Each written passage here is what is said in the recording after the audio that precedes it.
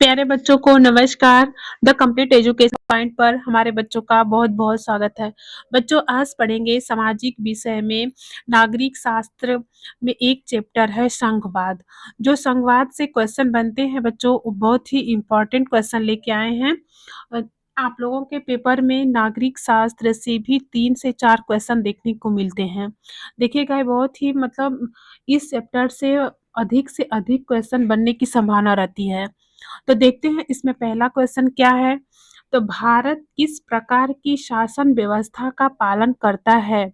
तो भारत किस प्रकार की शासन व्यवस्था का पालन करता है बच्चों। क्या वह एकात्मक शासन व्यवस्था की पालन करता है, संघात्मक, तानाशाही, राजतंत्र। तो भारत किस प्रकार की शासन व्यवस्था का पालन करता है, संघात्मक शासन व्यवस्था का। कि इसमें क्या होगा, ऑप्शन बी सही होगा, संघात्मक शासन व्यवस्था। नेक्स्ट है भारतीय संघ में कुल कितने राज्य हैं। पूछ रहा है बच्चों भारतीय संघ में कुल कितने राज्य हैं। क्या 26 हैं, 27 या 28 हैं या 29। तो कुल कितने राज्य हैं, राज्य संघ हैं 28। इसमें ऑप्शन सी सही होगा 28। भारतीय संघ में कुल 28 राज्य हैं। आगे है संघवाद का मुख्य उद्देश्य है। संघवाद का मुख्य उद्देश्य क्या है बच्चों। क्या सत्ता का विकेंद्रीकरण, सत्ता का केंद्रीकरण या सत्ता का विकेंद्रीकरण या न्यायपालिका को मजबूत करना या संसद को कमजोर करना।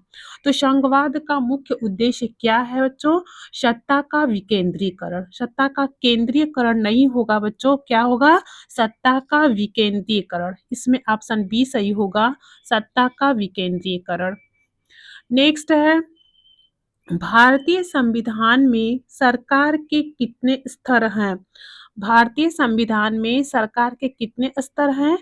तो क्या 2 हैं, 3 हैं, 4 या 5। तो कितने स्तर हैं बच्चों, 3 स्तर हैं। भारतीय संविधान में सरकार के 3 स्तर हैं। आगे है तीसरा स्तर स्थानीय सरकार कब जोड़ा गया। तीसरा स्तर बच्चों कब जोड़ा गया, ये पूछ रहा है कि तीसरा स्तर कब जोड़ा गया। क्या 42वां संशोधन में, 73वां और 74वां संशोधन में, 44वां संशोधन में, 52 संशोधन में। तो कब जोड़ा गया, 73वां और 74वां संशोधन में। जो तीसरा स्तर जोड़ा गया बच्चों वो कब जोड़ा गया, 73वां और 74वां संविधान संशोधन में। आगे है संघ और राज्य सूची किस अनुसूची में दी गई है। संघ और राज्य सूची किस अनुसूची में दी गई है बच्चों। क्या 7वीं अनुसूची में, 9वीं अनुसूची में, 10वीं अनुसूची में, 12वीं अनुसूची में। तो संघ और राज्य जो सूची है ये 7वीं अनुसूची में दी गई है। इसमें ऑप्शन ए सही होगा, 7वीं अनुसूची। आगे है संघ सूची में शामिल विषयों की संख्या। संघ सूची में कितने विषय शामिल है, यह पूछ रहा है बच्चों कि संघ सूची में शामिल विषयों की संख्या कितनी है।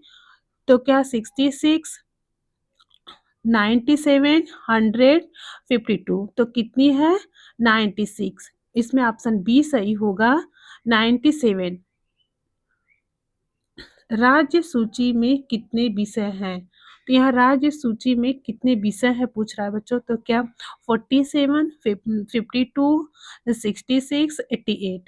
तो राज्य सूची में कितने विषय हैं, 47। इसमें ऑप्शन ए सही होगा, 47। आगे है समवर्ती सूची का उदाहरण है। समवर्ती सूची का कौन सा उदाहरण है। क्या रक्षा, विदेश नीति, विवाह एवं तलाक, पुलिस। तो समवर्ती सूची का मुख्य उदाहरण क्या है, विवाह एवं तलाक। इसमें ऑप्शन सी सही होगा, विवाह एवं तलाक। आगे है संघवाद में शक्ति किसके बीच बांटी जाती है। तो संघवाद में शक्ति किसके बीच बांटी जाती है बच्चों। क्या केंद्र और व्यक्ति के बीच, केंद्र और राज्य के बीच, राष्ट्रपति और संसद के बीच, न्यायालय और सरकार के बीच। तो संघवाद में शक्ति किसके बीच बांटी जाती है, केंद्र और राज्य के बीच। इसमें ऑप्शन बी सही होगा, केंद्र और राज्य के बीच।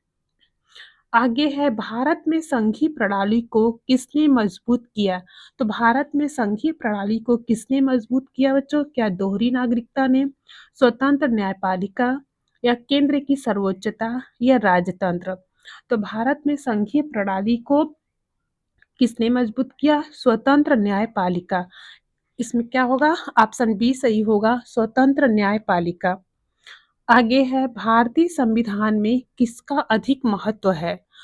उम, भारतीय संविधान में किसका अधिक महत्व है? बताइएगा बच्चों, क्या राष्ट्रपति का, केंद्र सरकार का, राज्य सरकार का, पंचायत का? तो भारतीय संविधान में किसका अधिक महत्व है?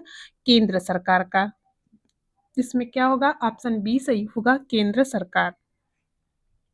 आगे है पंचायत व्यवस्था किस स्तर की सरकार है? जो पंचायत व्यवस्था हमारे देश में है बच्चों, पंचायत व्यवस्था किस स्तर की सरकार है? तो क्या प्रथम, द्वितीय, तृतीय, चौथा? तो पंचायती राज्य व्यवस्था तृतीय स्तर की सरकार है। क्या होगा? तृतीय स्तर। इसमें ऑप्शन सी सही होगा, तृतीय। आगे है संघवाद का मुख्य गुण है। संघवाद का मुख्य गुण क्या है बच्चों? क्या एकाधिकार, शक्ति साझाकरण, तानाशाही, केंद्रीय नियंत्रण? तो संघवाद का मुख्य गुण क्या है? शक्ति साझाकरण। इसमें ऑप्शन बी सही होगा, केंद्रीय शक्ति साझेदारी या साझाकरण। आगे होगा समवर्ती सूची में विवाद होने पर अंतिम निर्णय किसका होता है? समवर्ती सूची में विवाद होने पर अंतिम निर्णय किसका होता है? क्या राज्य का, मुख्यमंत्री का, केंद्र का, पंचायत का? तो किसका होता है बच्चों? केंद्र का। इसमें ऑप्शन सी सही होगा, केंद्र का। आगे है देश में कमिंग टुगेदर संघवाद विकसित हुआ। देश में कमिंग टुगेदर संघवाद कब विकसित हुआ? क्या भारत, बेल्जियम, अमेरिका, श्रीलंका? तो क्या इसमें क्या होगा? ऑप्शन सी सही होगा, अमेरिका में। जो संघवाद आया बच्चों कहाँ से? अमेरिका से। आगे है भारत किस प्रकार का संघ है? तो क्या coming together, holding together, separating या कंबाइनिंग? तो क्या होगा इसमें? Holding together. इसमें ऑप्शन बी सही होगा, होल्डिंग टुगेदर। अब भारत किस प्रकार का संघ है? Holding together. आगे है स्थानीय निकायों को मान्यता किसने दी?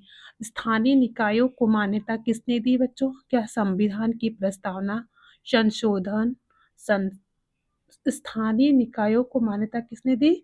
संविधान की प्रस्तावना, संशोधन, संसद, सर्वोच्च न्यायालय।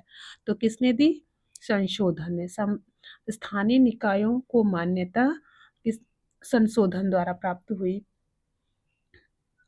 आगे है संविधान का रक्षक किसे कहा जाता है?